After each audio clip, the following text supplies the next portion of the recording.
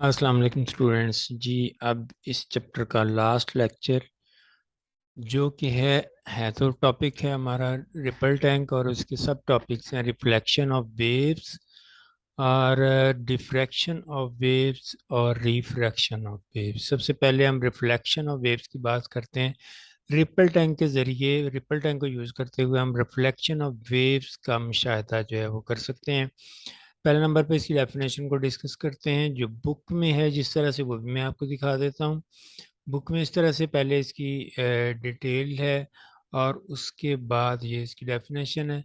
हम यहाँ पे जिस तरह से हमने अरेंज किया है उसी तरह से आप अरेंज कर लें। ये अलग अलग क्वेश्चन आते हैं। What is reflection of waves, इसमें आपने एग्जांपल के साथ इसको डिस्कस करना है। सबसे पहले इसकी डेफिनेशन कि when wave moving in a medium falls on the surface of the other medium, they bounce back into the first medium such that angle of incidence is equal to angle of reflection. तो इसको हम कहते हैं reflection of waves के यानी कि जब waves एक मीडियम में ट्रेवल करते हुए, यहाँ पे देखें कि यहाँ पे मीडियम है वाटर, वाटर में हमने वेव्स को प्रोड्यूस किया और उसी मीडियम में ये चलते चलते आगे बढ़ गई। वहां पे रास्ते में अगर हम एक स्लिट या रुकावट रख दें तो उस रुकावट जो कि सेकंड मीडियम है उससे टकरा के वापस इस तरह से आएंगी कि जिस एंगल पे उससे टकराएंगी उसी एंगल पे वापस आएंगी। जिस टकराने का जो एंगल एंगल ऑफ इंसिडेंट कहलाता है और वहां से टकरा के वापस आने का जो एंगल है वो एंगल ऑफ रिफ्लेक्शन कहलाएगा। तो ये लॉज भी हैं रिफ्लेक्शन के लॉज। मिसाल के तौर पे यहाँ पे अगर आप देखें तो इस तस्वीर में देखें यहाँ पे ये नॉर्मल है, यानी कि ये उस स्लिट के साथ 90 का एंगल बना रहा है। ये वेव्स हैं जो कि चलते चलते इस स्लिट के साथ या इस रुकावट के साथ, इस ऑब्स्टिकल के साथ टकराती हैं और टकराने के बाद ये जिस एंगल पे टकराएंगी उसी एंगल पे ये टकरा के वापस आएंगी। यानी कि ये इस एंगल पे टकरा रही हैं इससे और उसी एंगल पे ये वापस आ रही हैं। तो यानी angle of incidence is equal to angle of reflection. ये रिफ्लेक्शन के लॉज में से एक लॉ बी कहलाता है जो आगे आप डिटेल के साथ डिस्कस करेंगे। तो टू लॉज हैं। दूसरा लॉ ये कहता है कि जहाँ पे ये तीनों मिल रहे हैं यानी कि एंगल ऑफ इंसिडेंट बन रहा है नॉर्मल और ये जो है एंगल ऑफ रिफ्लेक्शन, ये तीनों एक ही पॉइंट पे वाक़ हैं। ये दो लॉज हैं इसके रिफ्लेक्शन के, इन दोनों की ये पैरवी करती हैं। तो जब वेव्स ट्रेवल करते हुए इस डिवाइस में जिसको हम रिपल टैंक कहते हैं, इसमें ट्रेवल करते हुए किसी स्लिट से या किसी दूसरे मीडियम की सतह से टकराती हैं तो ये पहले मीडियम में वापस आ जाती हैं। इस तरह से कि angle of incidence is equal to angle of reflection. लेकिन ये स्लिट को किसी एंगल पे रखना पड़ेगा क्योंकि स्ट्रेट लाइन अगर टकराएंगी तो फिर क्या होगा, ये टकरा के फिर जो है वो प्रॉपर्टी जैसे ये है, ये यहाँ से ये वेव जो है वो ट्रेवल करते हुए रिपल टैंक से आ रही हैं और अगर ये सीधी वेव ट्रेवल कर रही हैं और इसके रास्ते में स्लिट भी बिल्कुल सीधी हो तो ये फिर जो है वो प्रॉपर तरीके से रिफ्लेक्ट किसी एंगल पे नहीं होंगी और वो वहाँ पे दूसरों के लिए भी रुकावट बनेगी। तो इसके लिए ज़रूरी है इनका सही तौर पे ऑब्जर्वेशन करने के लिए कि ये जो स्लिट है, ये वाली जो स्लिट है, ये किसी एंगल पे इसके रास्ते में रखी जाए। तो ये तो थी रिफ्लेक्शन ऑफ वेव्स। और उसके बाद दूसरा जो इसका टॉपिक है वो है रिफ्रैक्शन ऑफ वेव्स। रिफ्रैक्शन कहते हैं कि जब एक मीडियम में रहते हुए दूसरे मीडियम में एंटर हो जाए, यानी कि ये जो स्लिट हमने रखी थी वो इतनी बुलंद ना होकर टकरा के वापस आए बल्कि वो उस पानी के लेवल से नीचे हो, यानी पानी ऊपर से ट्रेवल कर ऊपर से गुजर जाए। तो यानी कि ये पानी जो है इसका लेवल बुलंद हो और दरमियान में जो स्लिट है उसका जो लेवल है वो जो है वो इतना, यानी कि ये स्लिट अगर हम रखेंगे तो उसका लेवल इतना बुलंद ना हो तो फिर जो है क्या नाम है पानी जो है वो ऊपर से गुजर जाएगा। तो इसलिए इसकी डेफिनेशन है कि जब वेव्स ट्रेवल करते हुए दूसरे मीडियम के अंदर एंटर हो जाती हैं, यानी पहले था falls on the surface of the other medium, यानी उस मीडियम की सतह से टकरा के वापस आती हैं। तो यहाँ पे वो कहता है when the waves from one medium enters into the second medium, यानी दूसरे मीडियम में दाखिल हो जाती हैं एट सम एंगल, किसी एंगल पे, तो डायरेक्शन ऑफ ट्रैवल चेंजेस, उनकी जो ट्रैवल करने की डायरेक्शन है, यानी कि जैसे ये है, अब ये जो स्लिट नज़र आ रही है हमें यहाँ पे, तो ये स्लिट है इस तरह से रखी हुई है। तो यहाँ पे ये वेव ट्रैवल करते हुए जब इस स्लिट के ऊपर से गुजरते हैं तो ये देखें, ये इसका एंगल जो है वो चेंज हो जाता है ट्रैवल करने का। तो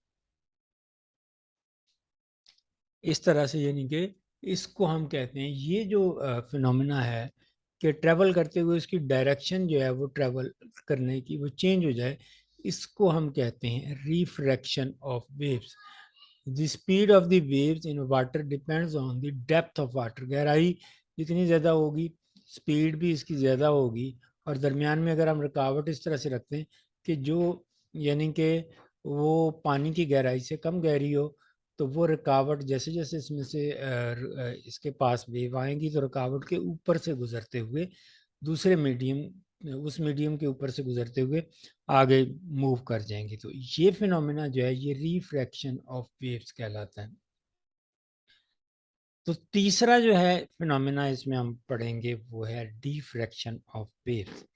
तो डिफ्रैक्शन ऑफ वेव्स हम उसको कहते हैं कि अगर यानी कि वेव ट्रेवल करते हुए स्लिट है एक, दरमियान में स्लिट इस तरह से रखें कि ये दो स्लिट्स हैं जो पानी के लेवल से बुलंद हैं, यानी कि इसमें से पानी ऊपर से नहीं गुजर सकता, और दरमियान में ये जो डिस्टेंस है, यानी कि दोनों स्लिट्स के दरमियान यहाँ पे कुछ डिस्टेंस है, यानी छोटा सा एक रास्ता है जो कि उसकी वेव्स की वेवलेंथ के इक्वल है। इतना सा रास्ता रख दें तो फिर हम देखेंगे कि जब उस रास्ते में से वेव जो गुजरेंगी तो वो सेमी सर्कल की शक्ल में, वो उस स्लिट के पार वो सेमी सर्कल की शक्ल में वेव जो है वो बन जाएंगी।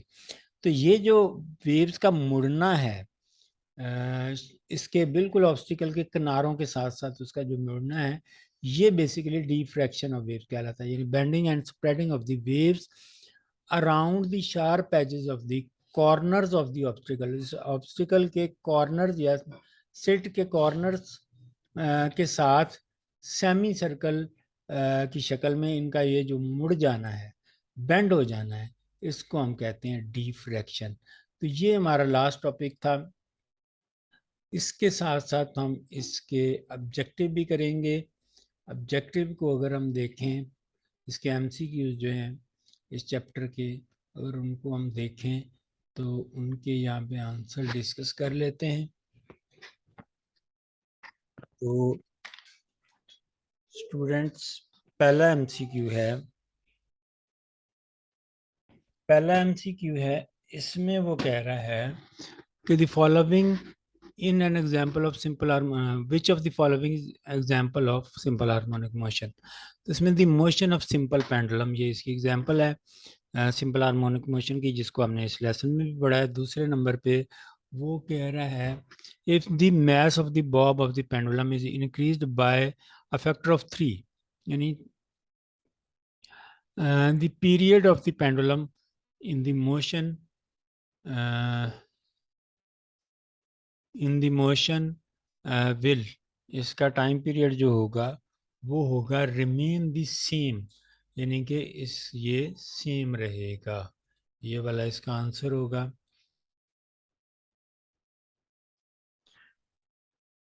इस पे आप सेकंड वाली जो बी वाली ऑप्शन है इस पर टिक कर लें। इसके साथ साथ यानी कि इसकी ये वाली ऑप्शन होगी, सॉरी, इसकी जो ऑप्शन है ये बी वाली होगी। उसके बाद है नंबर 3 पे। 3 पे वो कह रहा है कि which of the following devices can be used to produce both transverse and longitudinal। हमने स्लिंकी या हेलिकल स्प्रिंग जो होता है उसके ज़रिए, ये सी वाली ऑप्शन है इसकी। तो ये इसमें देखा कि हमने दोनों तरह की वेव्स इसमें प्रोड्यूस की, लॉन्गिट्यूडनल भी और ट्रांसवर्स भी, दोनों की एग्जांपल में यही स्लिंक किया है। वेव ट्रांसफ़र एनर्जी, ये हमने बार बार पढ़ा है इसके टॉपिक्स में कि वेव जो है वो एनर्जी बेसिकली ट्रांसफ़र करती हैं। तो ये इसका आंसर होगा ये वाला, यानी कि ए वाला। तो इस पे आप लोगों ने ट्रिक कर लेना है, ये वाला ऑप्शन है। इसके बाद which of the following is method of energy transfer, इसमें कंडक्शन के ज़रिए भी एनर्जी ट्रांसफ़र होती है, रेडिएशन के ज़रिए भी, वेव मोशन के ज़रिए भी, लिहाजा ये ऑल दीज ये हो जाएगा ये वाला, यानी कि आखिरी वाला ऑप्शन। तो ये ऑल दीज हो गया।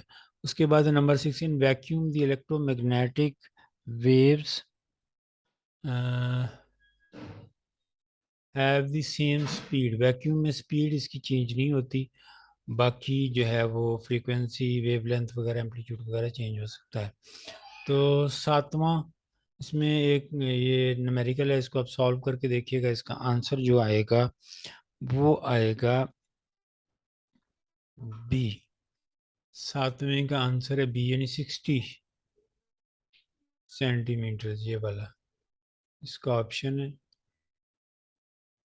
ये इसका आंसर होगा ये वाला। तो इस पर टिक कर लीजिएगा बी वाली ऑप्शन। उसके बाद आठवें में वो कह रहा है कि which of the following characteristic of base is independent of others, कौन सा इसमें इंडिपेंडेंट, तो एम्पलीट्यूड जो है वो इंडिपेंडेंट है, बाकी सारे डिपेंड करते हैं मुख्तलिफ मीडियम्स पे।